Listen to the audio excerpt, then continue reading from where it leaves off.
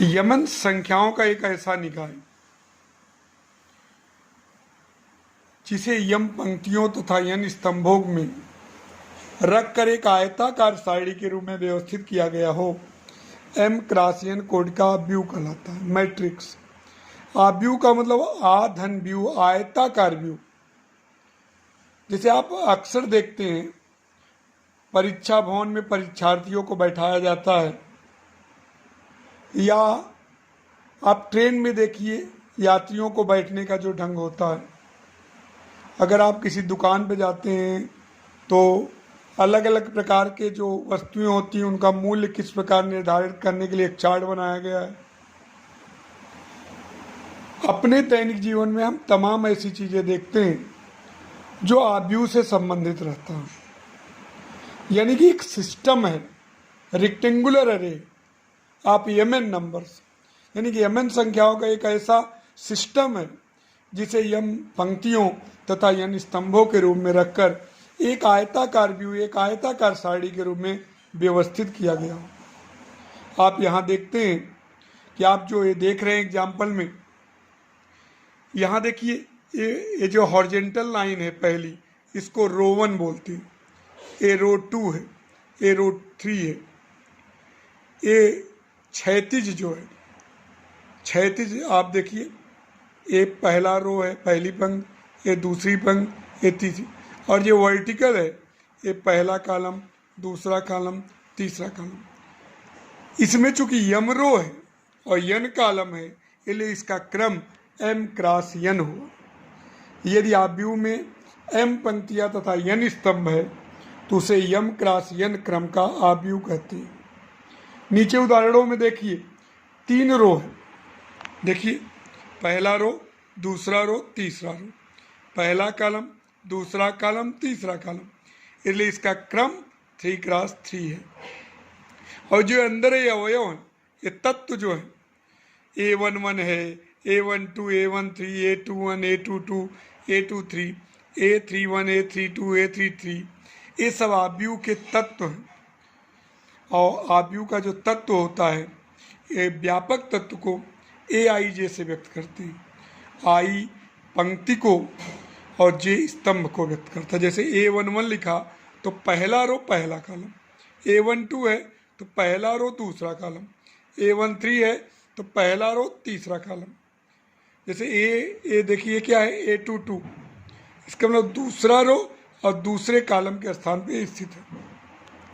यहाँ देखिए दूसरे उदाहरण में 2 रो और 3 कॉलम, तो A11 कौन हुआ 7, A12 कौन हुआ 8, A13 कौन हुआ 9, A21 9, A22 2, A23 क्या हुआ 1।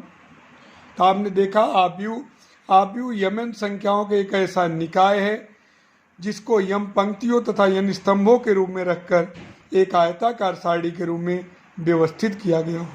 अ rectangular array of M N numbers arrange in M rows and N columns, यानी कि अगर एक आयताकार सारणी की जो व्यवस्था है उस रूप में अगर संख्याओं, जैसे 10 अंक हैं आपके पास, उनको हम आयताकार सारणी के रूप में कैसे व्यवस्थित कर सकते हैं। या तो 1 रो 10 कॉलम ले लिया जाए, 2 रो 5 कॉलम ले लिया जाए, 5 रो 2 कॉलम ले लिया जाए, 10 रो 1 कॉलम ले लिया जाए। इस प्रकार एमएन संख्याओं के एक ऐसा निकाय जिसे यम पंक्तियों और यन स्तंभों के रूप में रखकर एक आयताकार सारणी के रूप में व्यवस्थित किया गया हो, एम क्रासियन कोड का आव्यूह कहलाता है। अगर किसी आव्यूह में यम पंक्तियां और यन स्तंभ हैं तो उसका क्रम यम क्रॉस यन होता है। आव्यूह का निरूपण, नोटेशन ऑफ मैट्रिक्स। देखिए आव्यूह को किस तीनों माध्यम से, या तो क्वेश्चन ज़्यादातर इसी से व्यक्त करते हैं, अलग अलग तरीके से हम व्यक्त कर सकते हैं। और आव्यूह के जो तत्व है उसको आव्यूह का व्यापक रूप है A बराबर AIJ यम क्रॉस। IJ जो है आव्यूह का एक प्रत्येक अवयव है।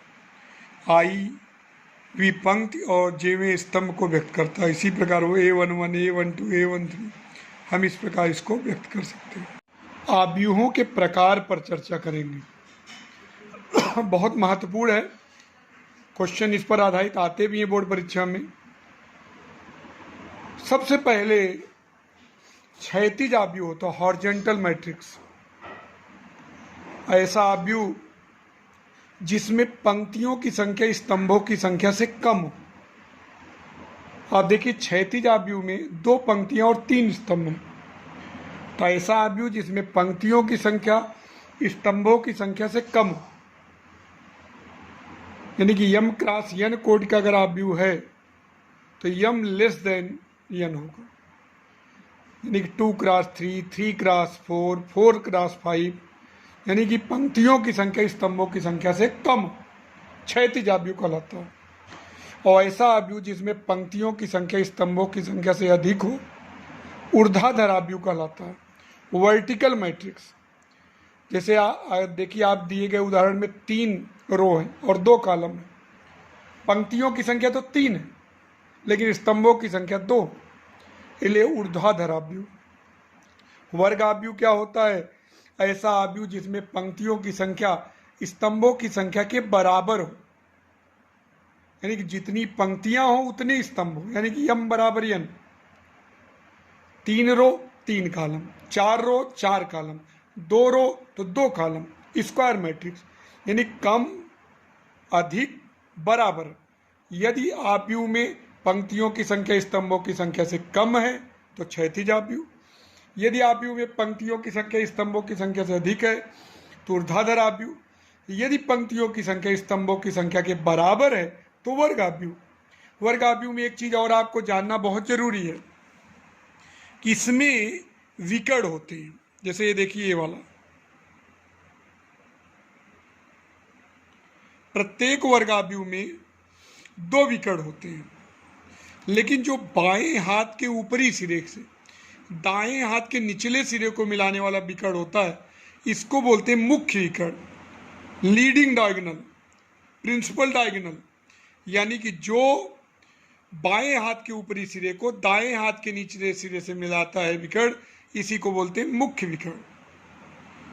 वर्ग आव्यूह में हमेशा 2 विकर्ण होते हैं, एक तो ये है एक तो ये है, लेकिन मुख्य विकर्ण क्या होगा?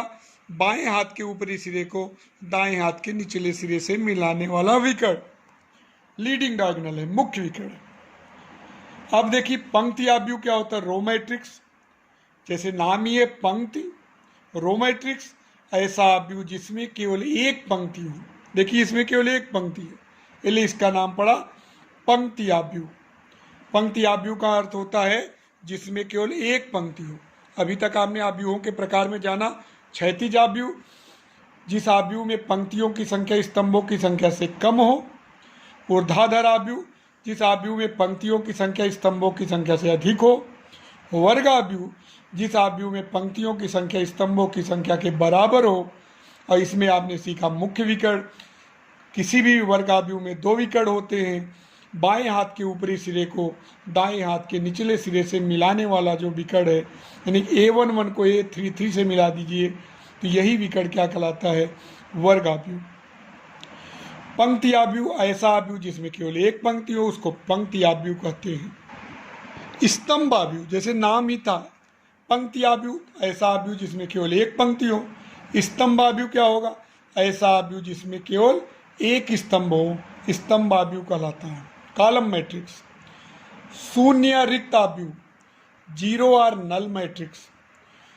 इसके लिए केवल इतना करना है कि ऐसा आव्यूह जिसके सभी अवयव शून्य हो, किसी भी कोटि का हो लेकिन सभी अवयव शून्य होना जरूरी है, तो उसको बोलेंगे शून्य आव्यूह। इसको ओ से व्यक्त करते हैं। इकाई आव्यूह या तत्समक आव्यूह, यूनिट और आइडेंटिटी मैट्रिक्स, इसमें मुख्य विकर्ण की जरूरत है। इसमें वर्ग आव्यूह के आधार पर परिभाषित है। ऐसा वर्ग आव्यूह जिसके मुख्य विकर्ण के सभी अवयव इकाई हों, शेष अवयव शून्य हो, इकाई आव्यूह या तत्समक आव्यूह कहलाता है। इसे आई से व्यक्त करती है।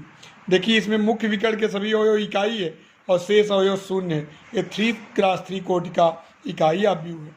दूसरा देखिए मुख्य विकर्ण 1 है और शेष शून्य है, इसलिए 2x2 कोटि का ये इकाई आव्यूह है। विकर्ण आव्यूह, डायगोनल मैट्रिक्स, जैसे नाम ये विकर्ण अर्थात ऐसा वर्ग आव्यूह जिसके मुख्य विकर्ण को छोड़कर शेष सभी अवयव शून्य हो। देखिए इसके मुख्य विकर्ण के अवयव क्या है, 2 3 4, बाकी अवयव क्या है, 0।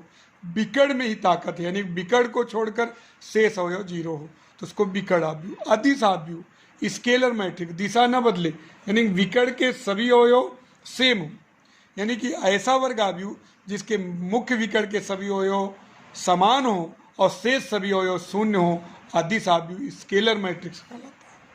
अब आते हैं उप आव्यूह।